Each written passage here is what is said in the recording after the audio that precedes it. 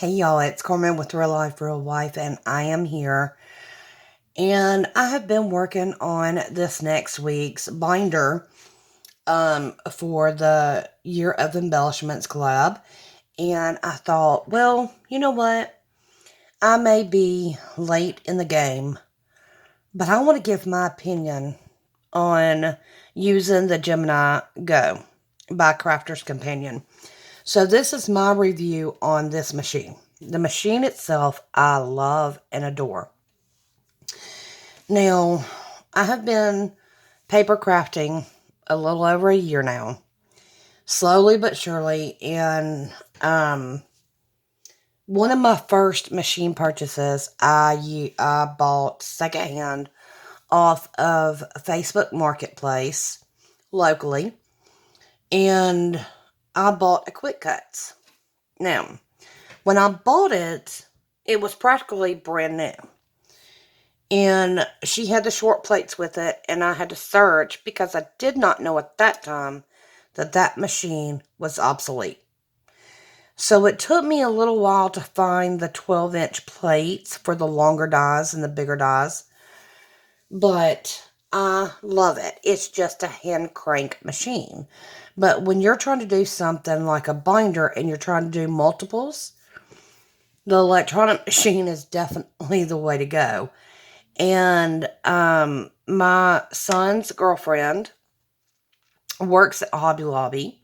She saw this machine. I was going to buy it. She saw it, thought of me immediately, and said, would you like to get this? And I said, absolutely, get it.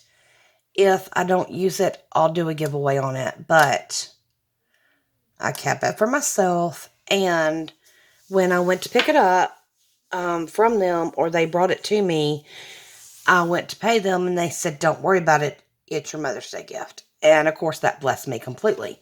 Now, when I got it, it was already on clearance. And it was over $100. I want to say, I don't even know the original price. I know it got marked down, and I want to say to $99.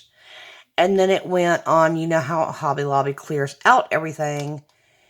It had jumped down, I want to say to $29 to $25. And then Sweet Cassie had her small discount on top of it.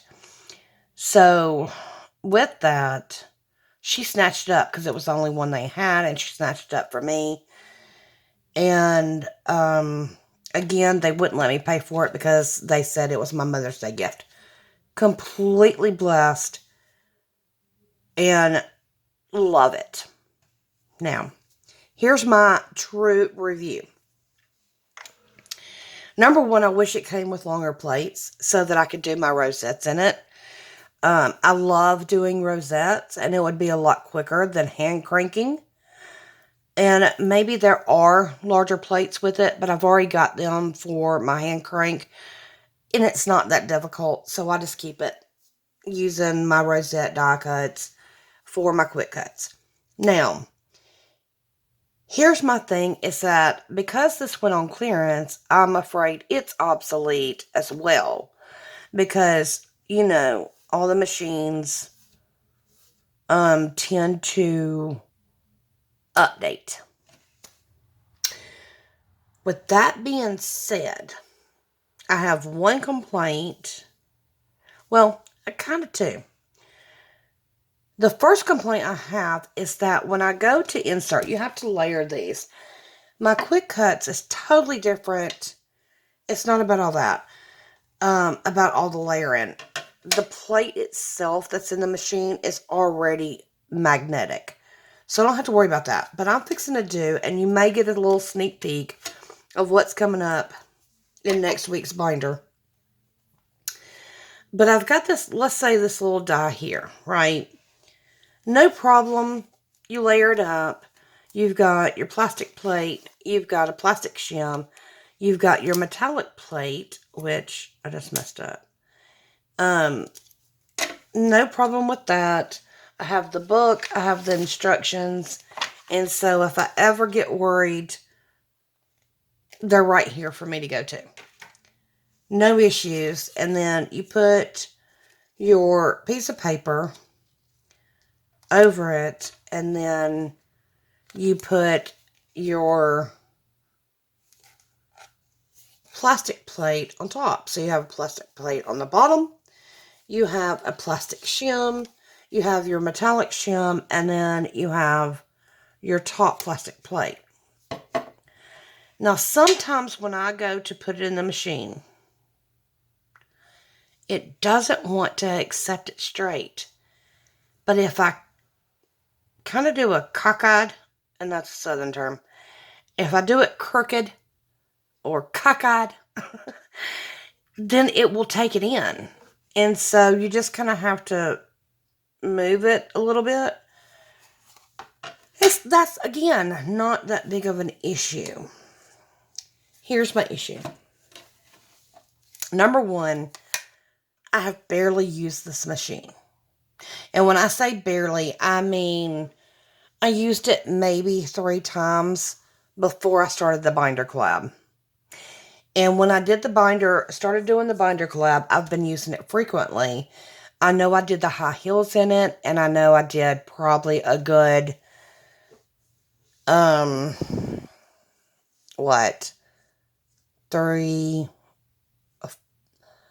6 to 8 of the high heels. Excuse me. I did, the doily last week, and I did several of those. And I did the teddy bear, which I had messed up on, so I had to keep redoing it as well. But I would guarantee I have done this 20, 25 times in this machine. And so you can see where I have, and I started using it again tonight. It is cutting up the plates like crazy. Oh, and I did some for Easter for, excuse me again, the cross and Easter eggs. But other than that, I have not used this machine. Excuse me. Wanted to clear my throat. I have not used this machine other than mostly for the binder. And normally, even with my quick cuts, it's going to bow. That's when you flip it over so it, doesn't keep bowing in the same direction. And it's going to get all these cuts from it. That's just normal and natural. I don't have a complaint about that.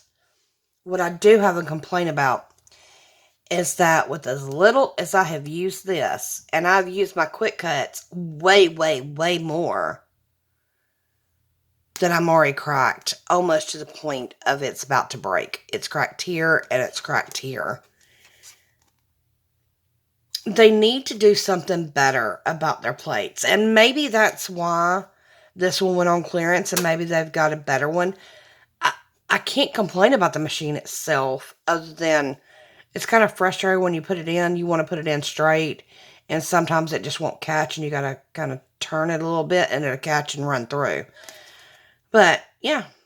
Let me show you. I put this one on the bottom. And I try not to use below here, even though it still runs through the machine. So, you put your plastic plate on the bottom. You put your plastic shim. You put your metallic shim.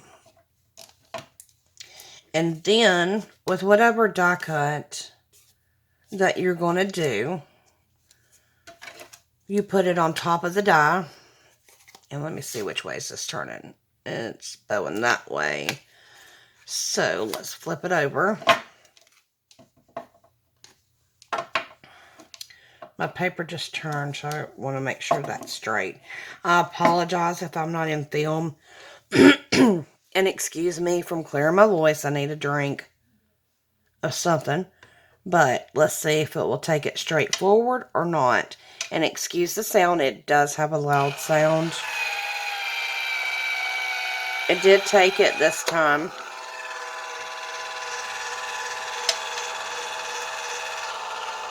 And when you're doing die cut after die cut after die cut, The electronic machine is great because if you're doing it over and over again, see, it keeps running for a little while.